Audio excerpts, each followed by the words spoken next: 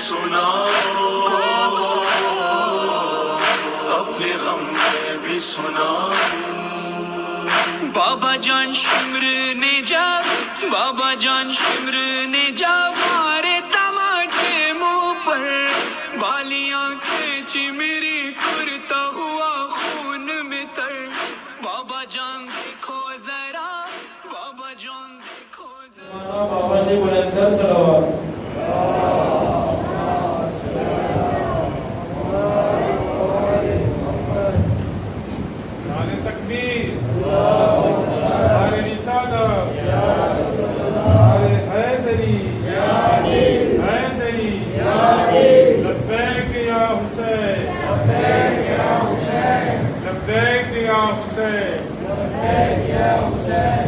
محمد و آل محمد صلوات.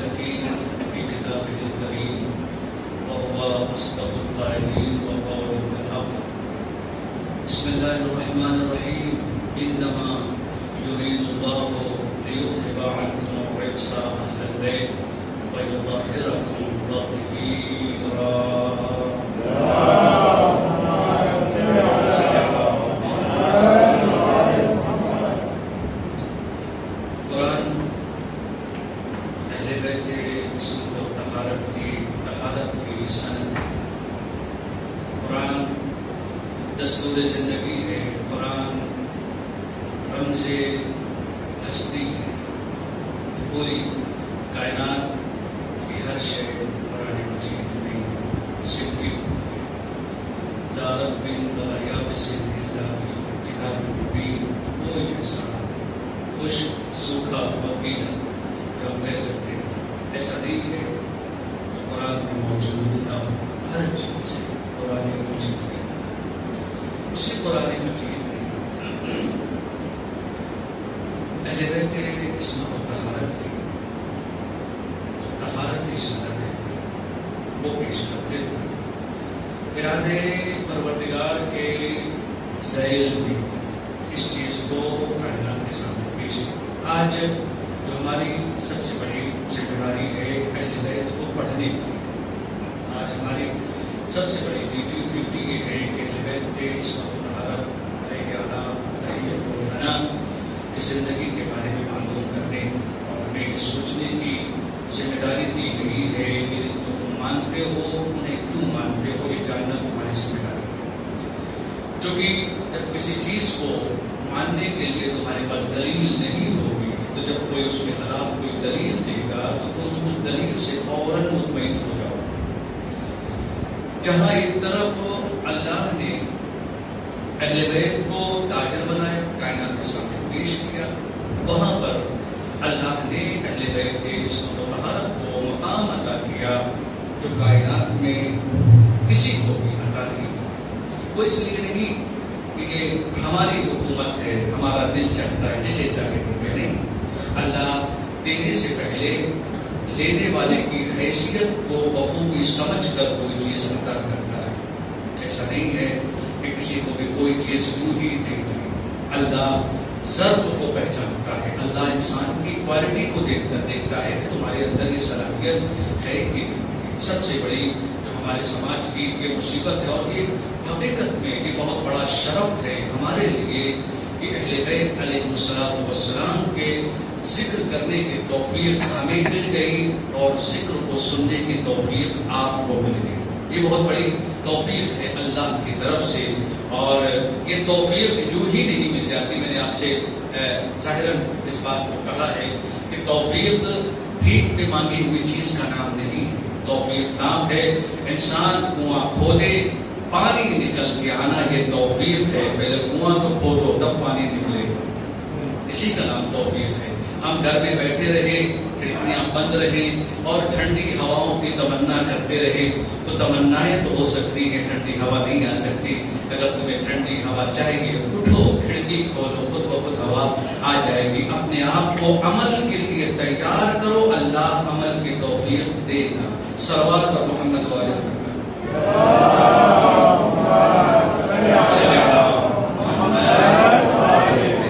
بلند ترین صلوات پڑھتے ہیں اپنی بیداری کے ثبوت کے ساتھ.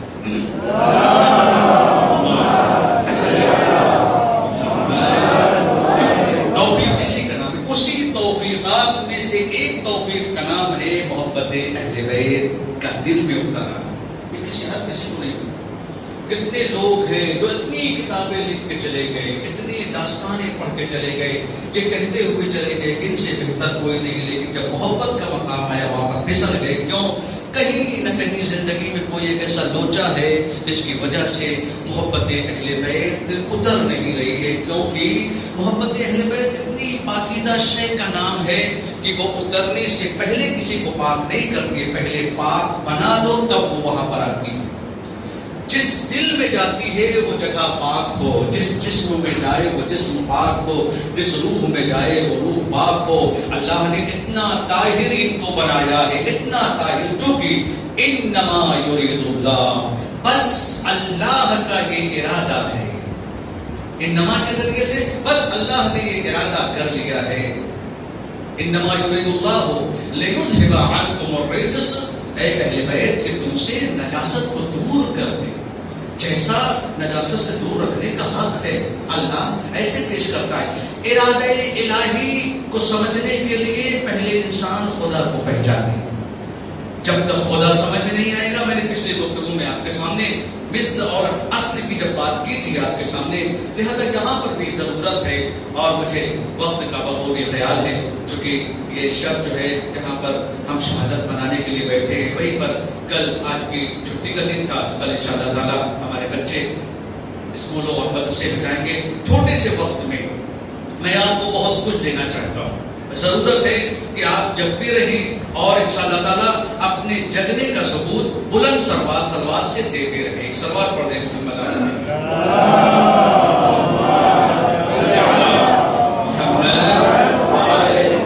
اتنی پاکیزہ شے محبت اہل بیت، اتنے پاکیزہ یہ شخصیتیں، مگر مصیبت سب سے بڑی کیا ہو گئی ہماری؟ ہم نے خود کو نہیں پہچانا اور دوسروں کے اندر عیب کو تلاش کرنے لگے. آج ہماری سب سے بڑی مصیبت ہے جو میں بار بار آپ کے سامنے ایک ذکر کو کرتا ہوں اور میری ڈیوٹی ہے. میں یہ تو نہیں کہہ سکتا کہ وکیل اہل بیت علیہ السلام ہوں، لیکن میری ذمہ داری یہ ضرور ہے کہ ممبر آل رسول کا ہے اور اس ممبر پر آ کر آل رسول کی فضیلت کو بیان کرنا اور آل رسول کے دشمنوں کے چہروں سے نقاب کو اتارنا یہ میری ذمہ داری ہے. اس لیے کہ فضیلت چوراہوں اور بازاروں میں نہیں ملتی. فضیلت کو فضیلت اسی لیے کہا گیا کیونکہ وہ اہل بیت کے صدقے میں خلق ہو گئی. اگر فضیلت کو کوئی بھی فضیلت حاصل ہے تو وہ اہل بیت کی محبت کی وجہ سے وہ فضیلت رسیلت ہے، وہ فضیلت بدبختی ہے جو اہل بیت کے دروازے سے نہ ملے، جو اہل بیت کی وجہ سے نہ ملے۔ آج ہماری جو ذمہ داری ہے اسے ہمیں سمجھنا چاہیے۔ اپنے آپ کو اتنا بلند کرو، اتنا بلند کرو کہ ایسا لگے واقعی حسینی آ رہا ہے۔ یہ ہماری ڈیوٹی ہے، ہماری ذمہ داری ہے، اور اس چیز کو جاننا ہماری رسپانسبلٹی ہے۔ لیکن ہماری سب سے بڑی مصیبت کیا ہے؟ ہم اپنے عیب کو تلاش کرنا نہیں چاہتے۔ ایک مثال دوں، ہماری حالت ویسی ہی ہے کہ جو ہم کیا کرتے ہیں، ہم آئینہ تو صاف کرتے رہتے ہیں، چہرے سے گندگی صاف نہیں کرتے، ہوتا ہے نا؟ اور چہرے پہ اگر کوئی داغ لگا ہو، آپ آئینہ صاف کرتے رہیے، آئینہ کھچ جائے گا، آپ کی انگلی کھچ جائے گی، مگر اس پہ چہرے پر دکھائی دینے والا داغ اور جو چہرے پہ نشان ہے وہ مٹے گا نہیں۔ اگر آئینہ صاف ہے تو تمہارا چہرہ بھی صاف ہونا چاہیے، کیونکہ آئینہ وہی دکھاتا ہے جو آپ ہوتے ہیں۔ آئینہ آپ کو خوبصورت نہیں بنا سکتا، آئینہ اپنے آپ میں تو آپ خوبصورت آئینہ گھر کے اندر لا سکتے ہیں، لیکن آئینہ آپ کے چہرے کو بنا نہیں سکتا۔ وہ تو الحمدللہ آج کل ماسک ہے جو ہم چہروں پر لگا لیتے ہیں تو یہ چہرے کی بناوٹ نظر نہیں آتی۔ ہر انسان ماسک سامنے سے خوبصورت ہوتا ہے، ماسک کے پیچھے کوئی بھی کیسا بھی ہو، اہم یہ نہیں ہے۔ اور کبھی کبھی اسی کا فائدہ لوگ اٹھا لیتے ہیں۔ کمال یہ نہیں ہے کہ ہم کیسے ہیں، ہماری شکل کیسی ہے، کمال یہ ہے کہ اندر سے تم کیسے ہو۔ اللہ چہروں کی خوبصورتی نہیں دیکھ سکتا، اس لیے کہ چہروں کی خوبصورتی زمانے کے اعتبار سے، وقت کے اعتبار سے، سماج کے اعتبار سے، لوگوں کے اعتبار سے بدلتی رہتی ہے۔ اللہ نے انسان کو بنایا اس لیے ہے تاکہ تمہارا دل خوبصورت ہو جائے، تمہاری روح خوبصورت ہو جائے، تمہارا وجود خوبصورت ہو جائے۔ اس لیے کہ اگر دل خوبصورت ہے تو پھر مکے کا کتنا خوبصورت جوان کیوں نہ ہو، وہ اس مقام تک نہیں پہنچ سکتا جہاں پر بلال حبشی پہنچ جاتے۔ کیوں؟ اس لیے کہ بلال کا چہرہ کیسا بھی ہو لیکن دل ویسا ہے جیسا خدا چاہتا ہے۔ تو جب انسان کا دل ویسا ہوگا جیسا خدا چاہے گا تو پھر جب اس مقام پر انسان پہنچ جائے گا تو سورج بھی رکے گا، اذان کا وقت رک جائے گا، اس لیے کیونکہ بلال نے جب تک اذان نہیں دی، اذان سورج نکل نہیں سکتا۔ وجہ کیا ہے؟ کہا اس لیے کہ بلال نے اپنے آپ کو اس مقام پر فائز کر دیا ہے، اس منزل تک پہنچا دیا ہے کہ یہ اہل بیت سے اس طریقے سے وابستہ ہیں کہ ان کی حرکات کے ذریعے سے، ان کے کمال کے ذریعے سے زمین و زمان انہیں دیکھ کر چلتی ہیں۔ یہ مقام کہاں سے حاصل کیا؟ یہ مقام وہیں سے حاصل ہو رہا ہے جہاں سے سلمان نے مقام کو حاصل کیا، جہاں سے ابو ذر نے مقام کو حاصل کیا۔ سلمان کے اندر ایسی کون سی چیز ہے؟ ہاں ایسی کون سی چیز ہے؟ بوذر اور سلمان کے درمیان ایک درجے کا فاصلہ، ایک درجے کا۔ لیکن سلمان کے دل میں ایسی کیا چیز ہے کہ آواز تھی اگر بوذر کو، سلمان کے دل میں جو معرفت کا سمندر ہے، موج کھا رہا ہے، اگر ابو ذر کو پتا چل جائے تو ابو ذر قتل کر دیں گے۔ یہ کون سا سمندر ہے؟ کہ وہ سمندر عشق اہل بیت کا ہے، جو ہر انسان اس سمندر کو اپنے دل میں سما نہیں سکتا ہے۔ اہل بیت کو سمجھنے کے لیے سلمان جیسا دل چاہیے۔ صلوات اور محمد و آل محمد۔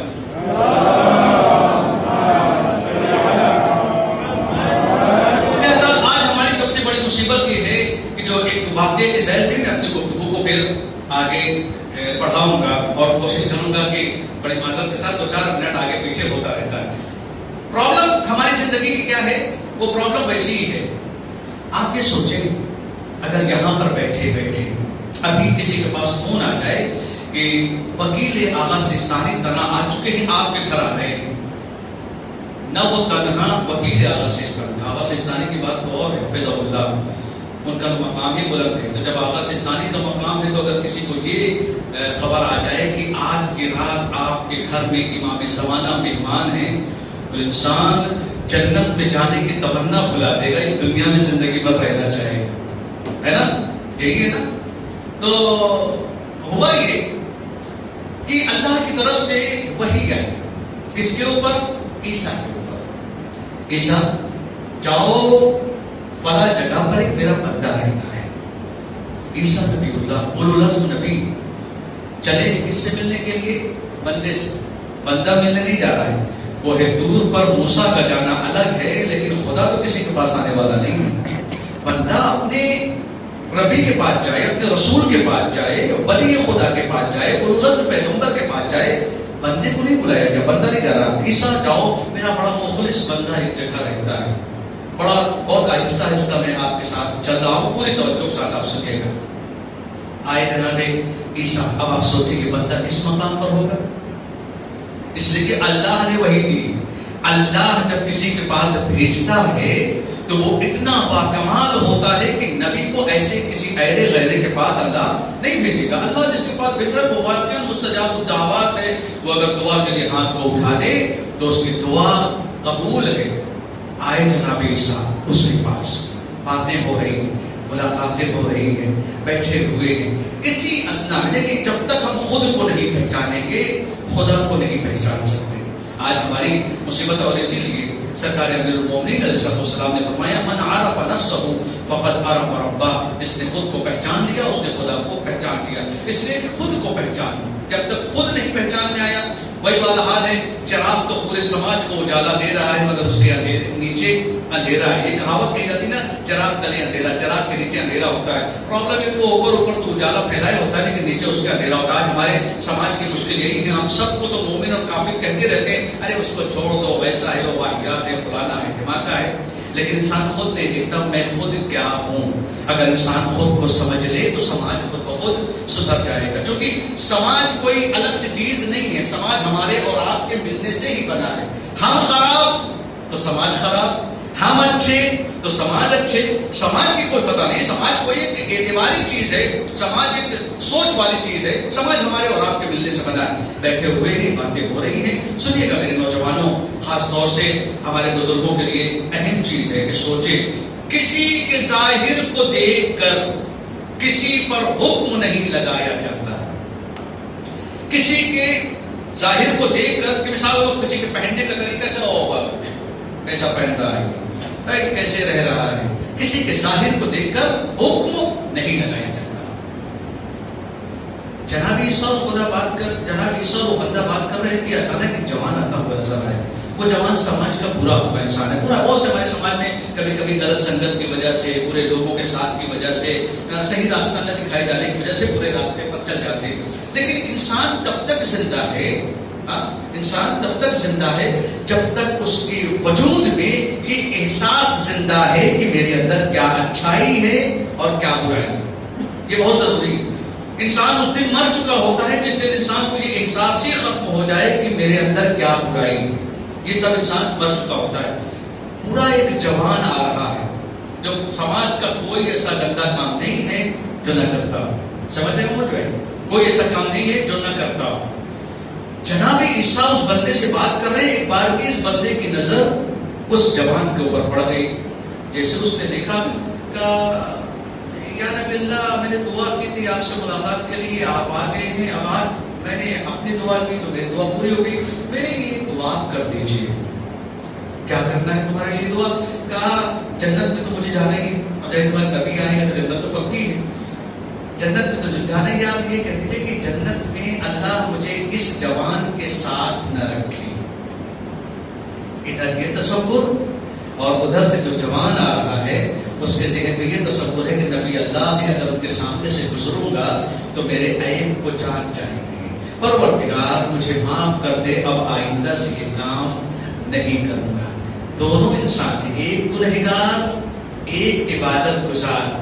گنہگار کے یہاں گناہوں کا اعتراف، عبادت گزار کے یہاں اپنی عبادت کا گھمنڈ۔ عابد کو اس کی عبادت کھا جاتی ہے، یہ روایات کے جملے ہیں۔ عالم کو اس کا علم تباہ کر دیتا ہے اور عابد کو اس کی عبادت تباہ کر دیتی ہے۔ عزیزو، عبادت تکبر کرنے کی چیز نہیں ہے، عبادت شکریہ کرنے کی چیز ہے۔ اللہ نے توفیق دیا ہے کہ ہم عبادت کریں، اس کے اندر یہ تصور ہے کہ میں تو بڑا عبادت گزار ہوں، یا اللہ مجھے اس کے ساتھ قرار نہ دے۔ اس کے اندر غرور، اس بندے کے اندر تواضع، اللہ آج مجھے اپنے نبی کے سامنے میری عزت کو بچا لے، پھر میں کوئی برا کام نہیں کروں گا۔ اور ادھر کیا دعائیں ہو رہی ہیں؟ اللہ مجھے اس کا جنت میں اس کا ساتھی قرار نہ دے۔ جبرائیل نازل ہو گئے، یا عیسیٰ، اس جو تمہارے پاس عبادت گزار بیٹھا ہے اس سے کہہ دو اللہ نے تمہاری دعائیں قبول کر لی. اب اس کو جنت میں یہ جو جوان آ رہا ہے اس کو جنت میں تمہارا پڑوسی نہیں بنائے گا, تمہارا ساتھی نہیں بنائے گا. اچھا کیا ہوا ماجرا؟ کہا اس لیے کہ وہ توبہ کر کے بے گناہ بن گیا, اس نے غرور کر کے اپنے آپ کو جہنمی بنا لیا. یہ سمجھنے کی ضرورت ہے, آج دیکھنے کی ضرورت ہے, اور ہم اس کو سمجھیں کہ کون یہ تب ہو سکتا ہے جب انسان اپنے کردار کو الہی کردار میں ڈھال دے. یہ تب ہو سکتا ہے جب انسان اپنے آپ کو اولیاء الہی کے کردار میں ڈال دے. لوگ کہتے ہیں بڑی آسانی سے اس چیز کو کہ علی, میں ایک جملہ علی, قرآن نے اہل بیت کو پاک کر دیا. لوگ کہتے ہیں علی کو مانو, مگر کچھ کے بعد صحابی سارے ہیں مگر کچھ علی سے افضل ہے. یہ بحث چلتی رہتی ہے. اچھا ہمارا تو مزاج اور ہمارا تو عقیدہ یہ ہے کہ ہم اصحاب تو چھوڑ دیجئے, ہم نبیوں کو علی سے افضل نہیں مانتے تو اصحاب کی تو بات ہی ہے.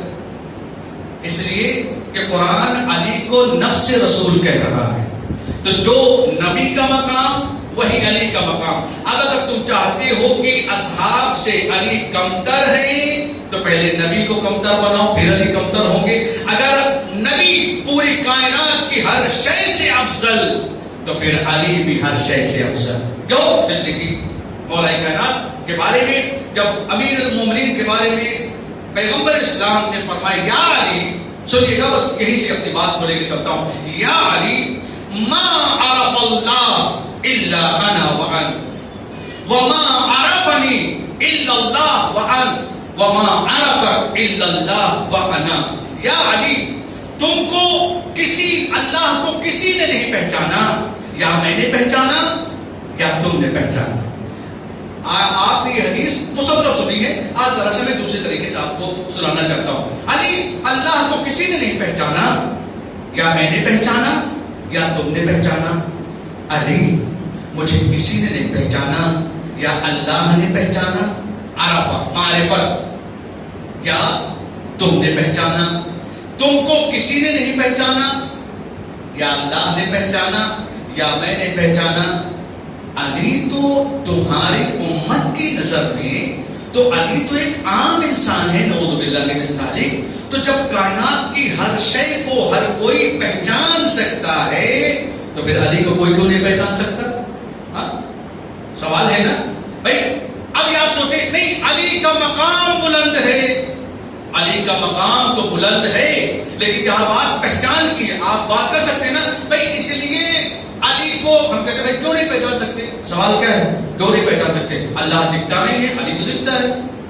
ہاں اللہ کو ہم دیکھ نہیں سکتے. بھائی آپ ایک سوال کریں, آپ سے پوچھا جائے ہوا کا رنگ کیا ہے, بتائیں گے؟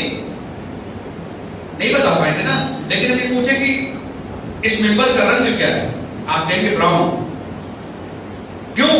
کہا اس لیے کہ ہوا دکھتی نہیں ہے, یہ ممبر دکھ رہا ہے. تو جب ممبر دکھ رہا ہے تو اس کا رنگ بھی دکھنا چاہیے. بھائی علی تو سامنے ہے نا, علی کو پہچان لو.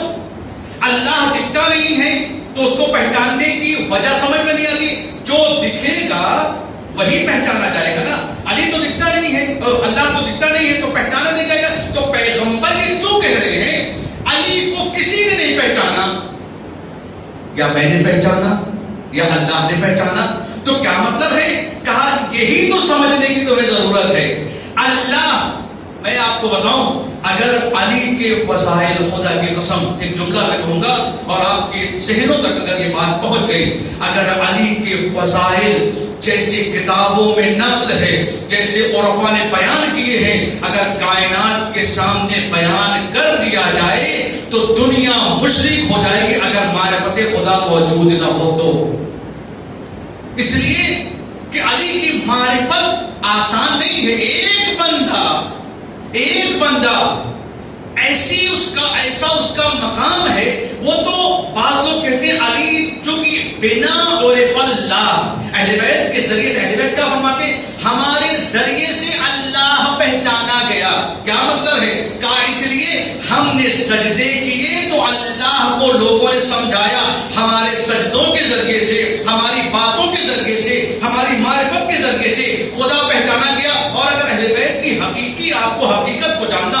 جائیے زیارت جامع کبیرہ پڑھیے اور پتہ چلے گا اہل بیت ہیں کیا. لوگ کہتے ہیں اہل بیت ایک معمولی چیز تھی جو زمانے کے اعتبار سے ضرورت تھی ان کو پیش کرنے کی. لوگوں نے اہل بیت کے چہرے کو دیکھ کر انہیں اپنے جیسا سمجھ لیا. کاش اس عرفانی نظر سے دیکھتے جس نگاہ سے پیغمبر دیکھ رہے تھے تو نہ نبی کو اپنے جیسا مانتے نہ علی کو اپنے جیسا مانتے.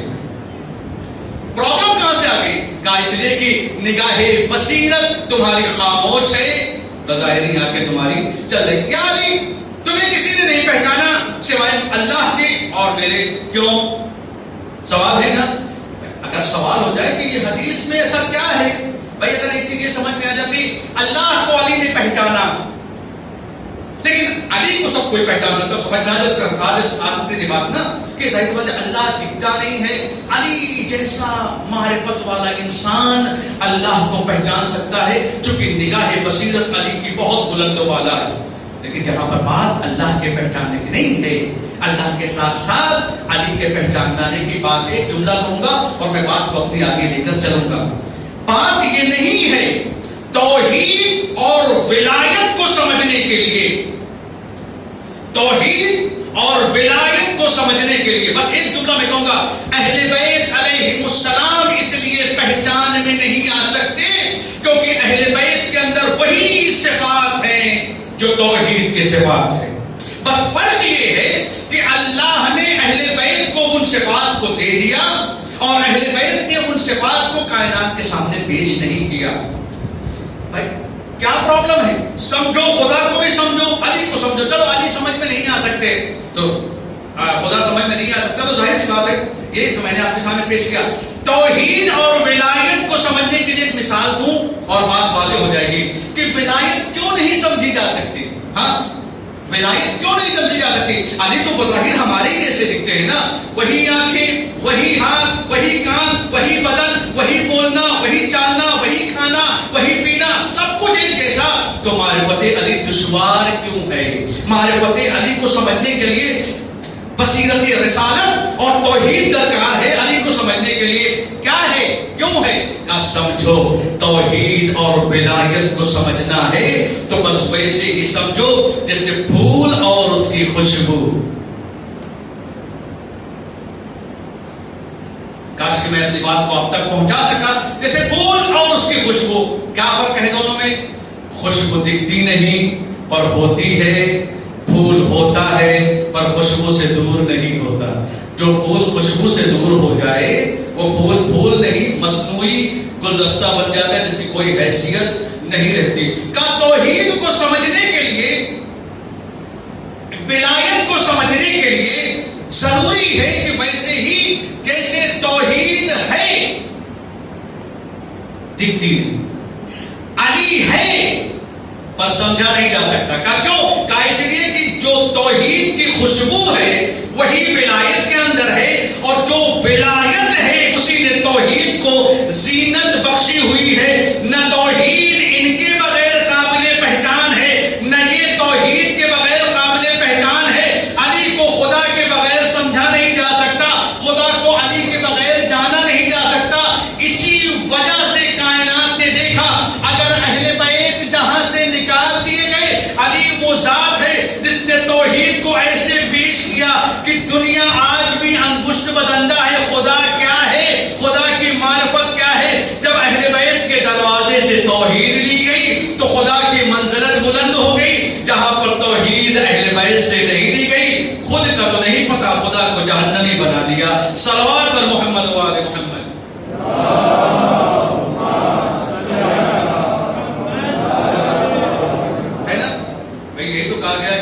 جب قیامت کا دن ہوگا اور جہنم کا پیٹ نہ بھر رہا ہوگا، بہت بڑی اس کی پراپرٹی ہوگی جہنم کی، تو وہ بھرے گا نہیں تو آواز آئے گی اور چاہیے اور چاہیے اور چاہیے، بھوکی ہوں بھوکا ہوں تو اور مجھے چاہیے. جو نار ہے جہنم ہے مجھے، تو اللہ اپنا پیر ڈال دے گا کہ بس جیسے ہی اللہ کا پیر پڑے گا پھر یہاں پیٹ بھر گیا.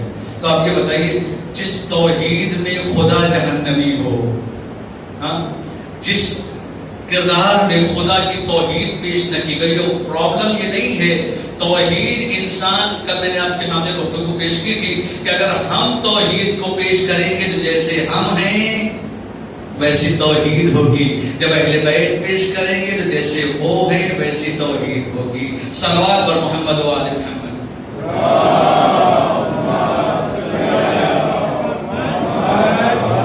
یہ ہے زندگی، اگر اس کو سمجھنا ہے تو پھر اہل بیت سمجھ میں آ سکتے ہیں، اور کل سے انشاءاللہ تعالیٰ آپ کے سامنے اسی حوالے سے گفتگو ہوگی۔ اہل بیت کیا ہے، اہل بیت کی عظمت کیا ہے، اہل بیت کا مقام کیا ہے۔ عزیزانو، آج آپ یہاں پر تشریف لائے اس بچی کا پرسہ دینے کے لیے کہ جو سن کے اعتبار سے 4 سال کی، لیکن مقام و منزلت کے اعتبار سے اس عظیم مقام پر ہے کہ جس نے باپ کے جاتے ہوئے گریا تو کیا، جس نے اپنے باپ کی جدائی پر ماتم تو کیا، مگر تاریخ یہ نہیں کہتی کہ اس نے باپ کے مقصد میں ذرا دیر کے لیے بھی رکاوٹ ڈالی۔ سکینہ دنیا میں بہت سے یتیم گزرے، دنیا میں بہت سے یتیم گزرے، لیکن تاریخ میں جیسی یہ یتیمہ دکھتی ہے، ایسا تاریخ اس کے بعد رک سی گئی۔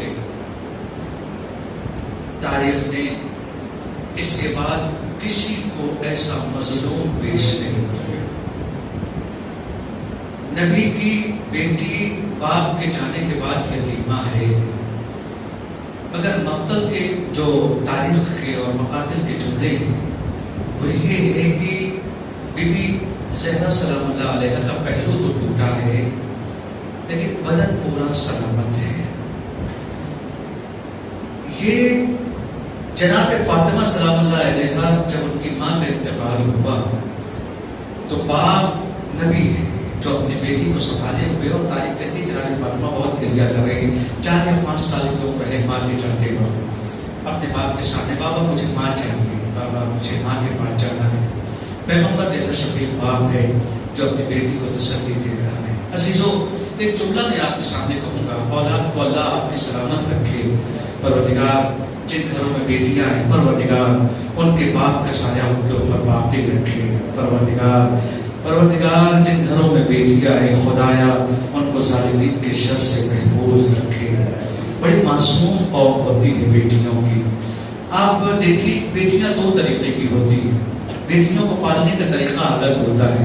بیٹوں کو آپ مار دیجئے تھوڑا سا تو بھی کوئی فرق نہیں پڑتا ہے، آپ بیٹیوں کو ڈانٹ بھی دیجئے تو بہت دیر تک وہ شرمائی سی گھر میں گھوما کرتی ہیں، کیونکہ جتنا لاڈ اور پیار سے بیٹیاں پالی جاتی ہیں اتنا ہی وہ اگر ان کو ایک لفظ بھی کہہ دیجئے تو وہ ڈر سی جاتی ہیں، وہ سہم جاتی ہیں۔ آپ یہ بتائیے، جس کو اپنے گھر میں باپ کی صرف محبت کی عادت ہو، اپنی ماں کی محبت کی عادت ہو، اسے کوئی کچھ کہہ دیتا تو وہ کھانا چھوڑ دیتی ہے، پانی پینا چھوڑ دیتی ہے، ناراض سے ٹہلا کرتی ہے جب تک باپ اس کے پاس نہیں جائے گا۔ بیٹا اچھا معاف کر دو مجھے۔ بیٹی جب دیکھ لیتی کہ باپ معافی مانگ رہا ہے، ماں معافی مانگ رہی ہے، تو بیٹی اپنے باپ کے پاس آ جاتی ہے۔ عزیزو، یہ ہماری بچیاں ہیں۔ حسین نے اپنی بچے کو کتنی محبت سے پالا تھا۔ حسین کو سکینہ کے بغیر نیند نہیں آتی تھی، سکینہ کو سکینہ کہہ کے بلاتے تھے۔ اے سکینہ، جب تک سکینہ اپنے باپ کے سینے پر نہ لیٹے امام کو نیند نہیں آتی تھی۔ آپ یہ سوچیں وہ کتنے لاڈوں سے پلی ہوئی، وہ کتنی محبتوں سے پلی ہوئی سکینہ، جس کو باپ کا سینہ نصیب ہو۔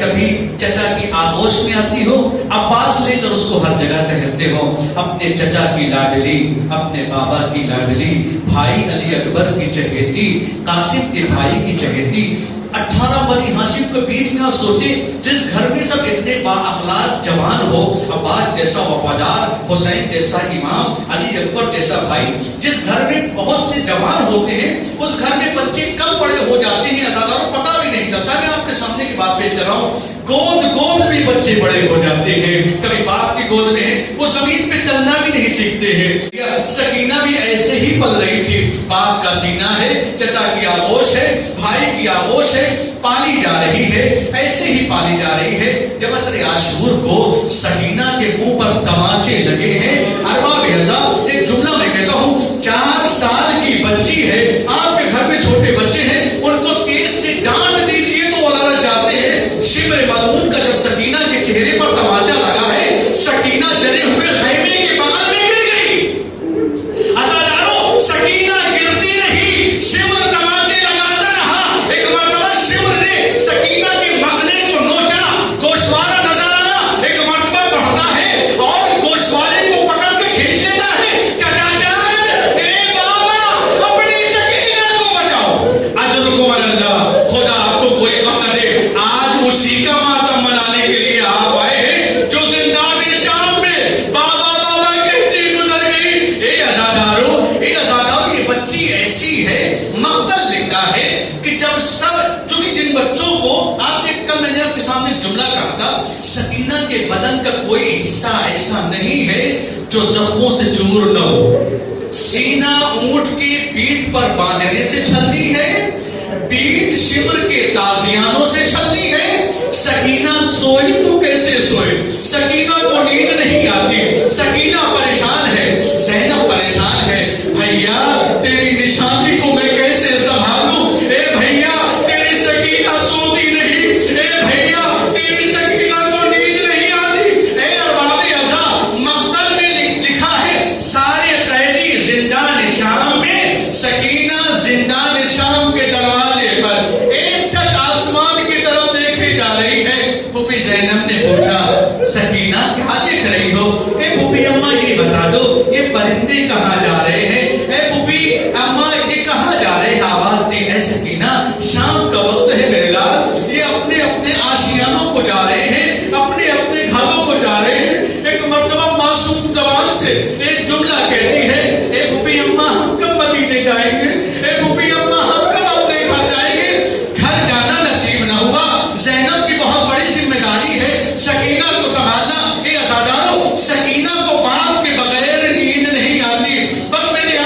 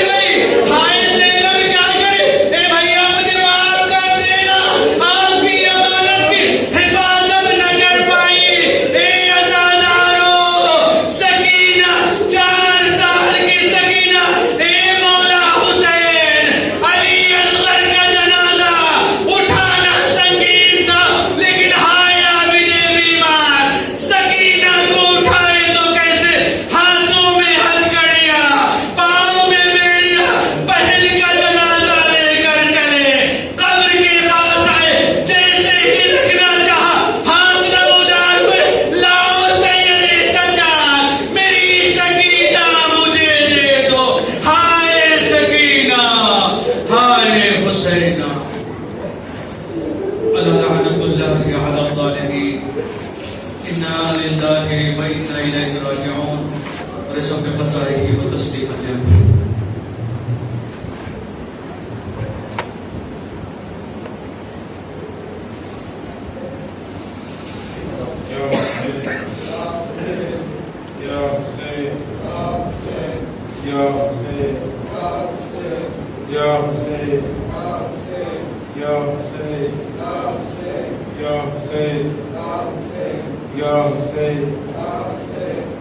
شام والو نبی کی بیٹی ہوں میرے شانوں میں رسیا کیوں ہے. شام والو نبی کی بیٹی ہوں میرے شانوں میں رسیا کیوں ہے. شام والو نبی کی بیٹی ہوں میرے شانوں میں رسیا کیوں ہے. شام والو نبی کی بیٹی ہوں میرے شانوں میں رسیا کیوں ہے. اے وطن ہوں تمہاری مہمان ہوں اس قدر مجھ سے ساقیاں کیوں ہے. شام والو نبی کی بیٹی ہوں میرے شانوں میں رسیاں کیوں ہے. شام والو نبی کی بیٹی ہوں میرے شانوں میں رسیاں کیوں ہے. شام والو نبی کی بیٹی ہوں میرے شانوں میں رسیاں کیوں ہے. جو بچی ہے زخمی پانوں کی میرے دامن میں منہ چھپائے ہوئے. جو بچی ہے زخمی پانوں کی میرے دامن میں منہ چھپائے ہوئے. تم نے اس کو تماچے مارے ہیں اور شیریں یہ بالیاں کیوں ہے. شام والو نبی کی بیٹی ہوں میرے شانوں میں رسیاں کیوں ہے. شام والو نبی کی بیٹی ہوں میرے شانوں میں رسیاں کیوں ہے. شام والو نبی کی بیٹی ہوں میرے شانوں میں رسیاں کیوں ہے. شام والو نبی کی بیٹی ہوں میرے شانوں میں رسیاں کیوں ہے. گودیا کی ہو گئی خالی ایسی ماں پہ کچھ ترس کھاؤ. گودیا کی ہو گئی خالی ایسی ماں پہ کچھ ترس کھاؤ. اپنے بچوں کو رو نہیں سکتی ظلم کی زد میں بیویاں کیوں ہے. شام والو نبی کی بیٹی ہوں میرے شانوں میں رسیاں کیوں ہے. شام والو نبی کی بیٹی ہوں میرے شانوں میں رسیاں کیوں ہے. شام والو نبی کی بیٹی ہوں میرے شانوں میں رسیاں کیوں ہے. شام والو نبی کی بیٹی ہوں میرے شانوں میں رسیاں کیوں ہے. ہائے بیٹے نثار کر کے میں کوہ رنجو علم سے گزری ہوں. ہائے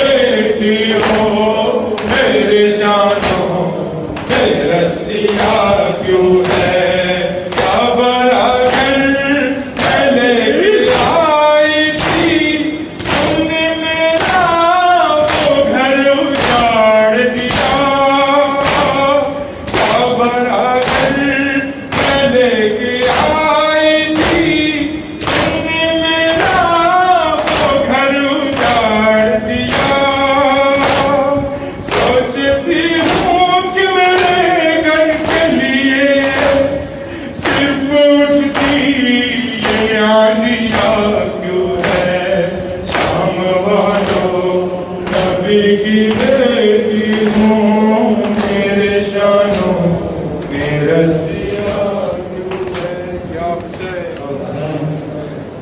یا حسین یا حسین